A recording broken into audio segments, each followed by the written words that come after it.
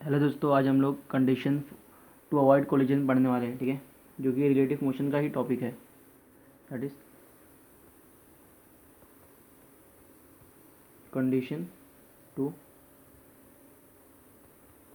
Avoid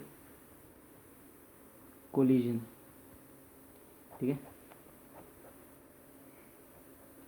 तो start करते हैं टॉपिक को। वही कार वाला एग्जांपल लेते हैं। ठीक है, मान लेते हैं कोई कार है जो U1 स्पीड से चल रही है और ये कार U1 है और ये 2 है। ठीक है, ये U2 स्पीड से चल रही है और ये दोनों के बीच में डिस्टेंस D है। ठीक है ना। तो हम लोग को क्या करना है, हम लोग को क्या बनाना है, हम लोग को देखना है कि कंडीशन टू अवॉइड कोलिजन। ठीक है, तो ऐसा क्या कंडीशन होगा कि दोनों कोलाइड ना करें, मतलब एक दूसरे से टकराए ना। क्या कंडीशन हो सकती है? एक तो ये कंडीशन हो सकती है कि मतलब ये जिस स्पीड से चल रहा है वो अपनी स्पीड कम कर दे, मतलब अपना एक्सेलरेशन कम कर दे, है ना। तो एक्सेलरेशन रिटार्ड करते हुए चले A1 और ये A2।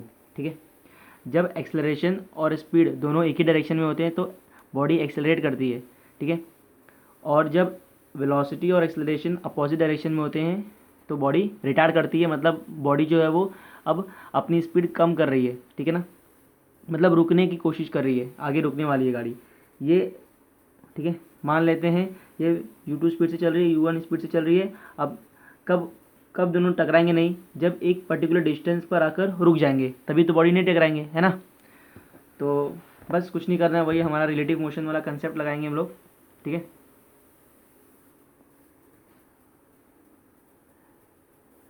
तो क्या करते हैं हम लोग, इधर एक गाड़ी पर जाके बैठ जाते हैं। हाँ, अब जब इस पर बैठ गए हैं तो अपना पूरा वेलोसिटी और एक्सेलरेशन जिसको ऑब्जर्व कर रहे हैं उसके ऊपर ट्रांसफ़र कर देते हैं, लेकिन अपोजिट डायरेक्शन में। तो वी रिलेटिव क्या हो जाएगा, जो वी रिलेटिव हो जाएगा दैट इज़ पहले इस डायरेक्शन में था, भी ट्रांसफ़र कर दिए इस अपोजिट डायरेक्शन में हो जाएगा, that is U1 plus U2, है ना। और एक्सेलरेशन रिलेटिव निकालते हैं, दैट इज़ पहले इस पर बैठे हैं, इस डायरेक्शन में जा रहा था पहला इसका एक्सेलरेशन, अभी इस डायरेक्शन में मूव करेगा। सो माइनस, क्योंकि हम लोग अगर एक्सिस के हिसाब से देखेंगे तो नेगेटिव एक्स एक्सिस की तरफ मूव कर रहा है, बराबर। तो A1 प्लस A2, है ना। और फाइनली क्या होना चाहिए, इसकी वेलोसिटी ज़ीरो होना चाहिए। तो फाइनल वेलोसिटी भी हमें पता है, कितना है, ज़ीरो। तो जब हमें तीन चीज़ें पता होती हैं तो हम लोग इक्वेशन ऑफ मोशन लगाते हैं। ठीक है, V equals to U plus A T, इसको हम लोग फर्स्ट इक्वेशन कहते हैं। ठीक है, first equation. S equals to UT plus half AT का square, this is second equation. ठीक है, और third equation that is V square which equals to U square plus 2AS, this is third equation. ठीक है ना।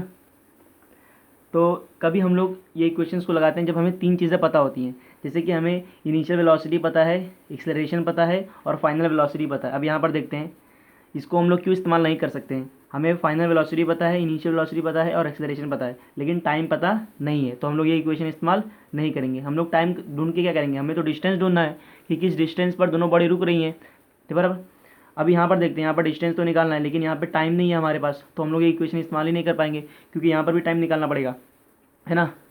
Third equation देखते हैं, हमारे पास फाइनल वेलोसिटी है, हाँ। हमारे पास इनिशियल वेलोसिटी भी है, हाँ। हमारे पास एक्सेलरेशन भी है, हाँ है। हमें डिस्टेंस निकालना है और ये हमें मिल गया यहाँ पे, तो तीन चीज़ें पता है, तभी हम लोग इक्वेशन ऑफ मोशन लगा रहे हैं। अब देख लेते हैं जो चीज़ दिया रहेगा उसके हिसाब से हम लोग इक्वेशन लगा लेंगे।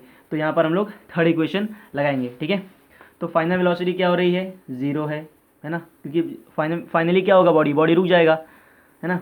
इनिशियल वेलोसिटी क्या है, that is you, initial velocity is you relative वाला वेलोसिटी, बराबर। और माइनस, क्योंकि एक्सेलरेशन जो है ए रिलेटिव जो है वो माइनस में है, तो -2 A रिलेटिव और S डिस्टेंस, बराबर।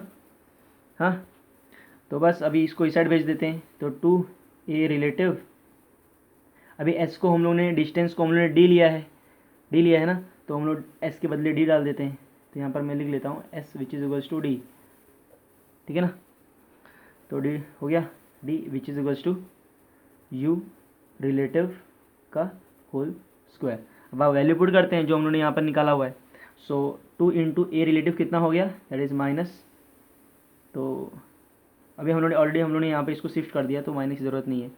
सो ए रिलेटिव कितना हो गया, A1 plus A2 equals to U relative कितना हो गया, that is U1 plus U2 the whole square, बराबर। ये डी यहाँ पे भूल गया, तो हमें निकालना क्या था, डी, बस डी को यहीं पे रखते हैं और U1 plus U2 the whole का square upon 2 A1 plus A2, है ना। ये हमारा क्या बन गया, वो डिस्टेंस जिस पर फाइनल वेलोसिटी क्या होगा, ज़ीरो होगा। अब इक्वल डिस्टेंस पर अगर ये इक्वल टू रहेगा तो बॉडी जो है वो जस्ट एक दूसरे को टच कर जाएंगे ना, टच कर देंगे अगर इक्वल डिस्टेंस रहा, मतलब डी डिस्टेंस से थोड़ा सा वैल्यू कम आना चाहिए। क्या आना चाहिए, डी, जो डी है इसको हम लोग डी डैश मान लेते हैं, डिस्टेंस डी डैश है, हाँ ये डी डैश। तो अब क्या होगा, जो डी डैश का जो वैल्यू आना चाहिए वो लेस देन डी आना, ये less than equal to D आना चाहिए, बराबर।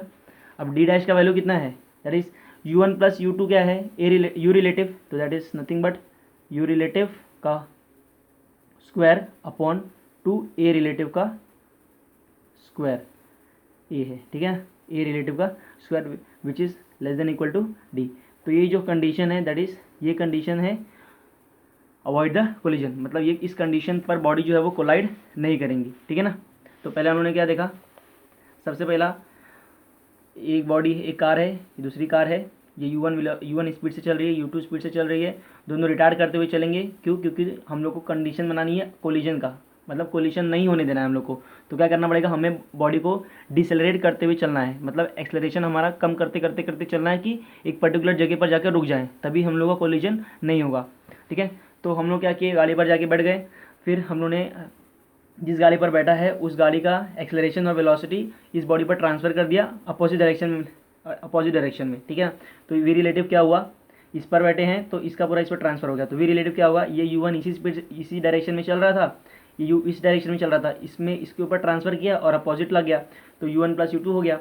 अब ए रिलेटिव की बात करें तो ए रिलेटिव जो है वो कितना हो गया, इस पहले हम लोग इस डायरेक्शन में मूव कर रहे थे, एक्सेलरेशन हमारा इस डायरेक्शन में था और इसको ट्रांसफ़र किए तो ये जो है उल्टा हो गया, तो नेगेटिव एक्सिस की तरफ हो गया, तो माइनस A1 प्लस A2, क्योंकि दोनों जो है वो ऐड हो रहे हैं, ये उल्टा हो जाएगा तो इस डायरेक्शन मूव करने लगेगा।